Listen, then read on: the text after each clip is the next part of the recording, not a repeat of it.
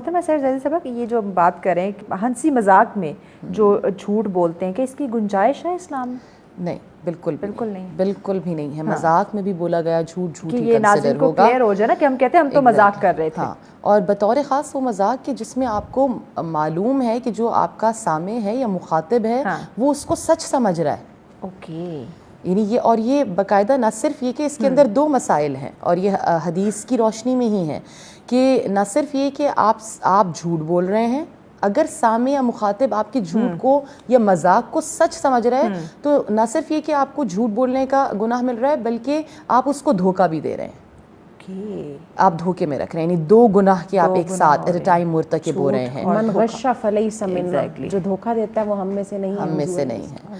اور آپ یہ دیکھیں کہ بے خبر ہے انسان. اب ہم کہہ رہے ہیں، ہم تو کہہ رہے ہیں اپنی طرف سے مذاق کر رہے ہیں، لیکن اس مذاق میں بھی آپ دیکھ لیں اندر ہی اندر ہمیں کہیں نہ کہیں معلوم ہوتا ہے کہ سامنے والے کو نہیں پتا کہ ہم مذاق کر رہے ہیں، وہ سیریس لے رہا ہے ہماری بات کو.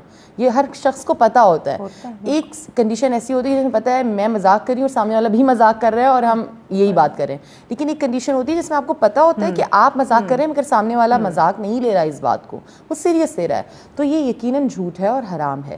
اور اس میں سب سے زیادہ میں کہوں گی پروڈکٹس جو بیچی جا رہی ہیں. یس، ٹھیک ہے، آپ نہ صرف جھوٹ بول کر بیچ رہے ہیں آن لائن بلکہ آپ دھوکہ بھی دے رہے ہیں لوگوں کو. آپ آرڈر کچھ کریں، دکھائیں کچھ، آئے کچھ اور.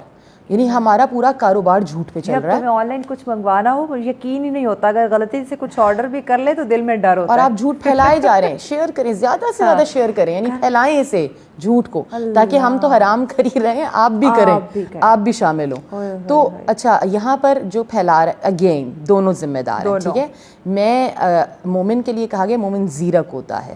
حدیث میں ہے، رسالت میں آپ نے فرمایا کہ مومن نہ دھوکہ دیتا ہے نہ دھوکہ کھاتا ہے. وہ دھوکہ کھاتا بھی نہیں ہے اگر وہ دیتا نہیں ہے تو. ٹھیک ہے، تو اگر آپ اہل ایمان ہیں، اہل اسلام ہیں، تو آپ کسی کو دھوکہ نہیں دیتے. لیکن آپ اتنے جو ہے وہ نادان نہیں ہوتے کہ اگر آپ کسی کو دھوکہ نہیں دے رہے تو لیکن کھا لیتے ہیں، آپ کے ساتھ بار بار دھوکہ ہو جاتا ہے. تو یہ بھی کوئی اچھی علامت نہیں ہے. ٹھیک، تو آپ کو بھی ہوش مند ہونا ہے، آپ نے بھی زیرک ہونا ہے. آپ کو پتہ ہے آپ مارکیٹ پلیس پر ہیں تو آپ کو کس طرح سے ڈیل کرنا ہے اور کہاں سے چیز لینی ہے اور کہاں سے نہیں لینی. یہ ایک بہت امپورٹنٹ معاملہ ہے جو ہم دیکھتے ہیں بہت عام ہو گیا ہے، تو بہت زیادہ کامن ہے. تو یہاں پر اس فیکٹر کو بھی انالائز کرنا اور اس کو دیکھنا بہت زیادہ امپورٹنٹ ہے.